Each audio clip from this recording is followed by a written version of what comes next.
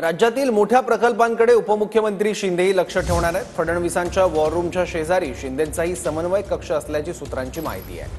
मंत्रालयात शिंदेंसाठी समन्वय कक्ष असणार आहे, सूत्रांकडून ही माहिती मिळते आहे। सूत्रांच्या माहितीनुसार पायाभूत सुविधा, गृहनिर्माण, नियोजन प्रकल्पांच्या अंमलबजावणीकडे शिंदेही लक्ष ठेवणार।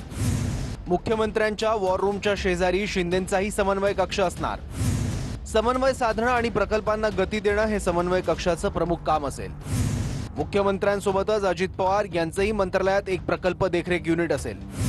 राष्ट्रवादीच्या मंत्र्यांनी राबवलेल्या प्रकल्पांचा युनिटच्या माध्यमातून अजित पवार मागोवा घेतील।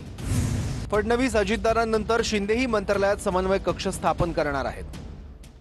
असं आहे की त्या ठिकाणी आमचंच ऑफिस होतं जेव्हा मी उपमुख्यमंत्री होतो, ती जागा त्यांच्याच करता होती।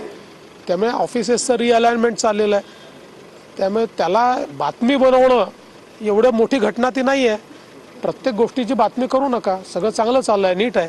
म्हणजे आपल्याला माहितीसाठी एक सांगतो, कालच वॉर रूम मध्ये रत्नागिरीच्या मिरकरवाडा बंदराचा विषय होता आणि त्या बैठकीला मी ऑनलाईन उपस्थित होतो।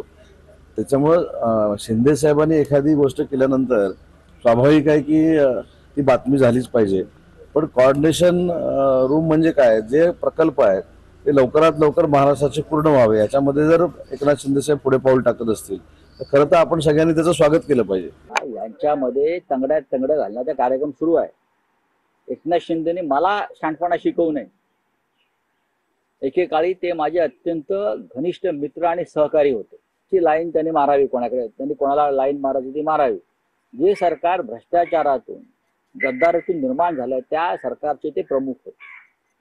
तुम्ही संपूर्ण न्याय व्यवस्था, निवडणूक यंत्रणा विकत घेऊन तुम्ही तुमचं सरकार टिकवलं।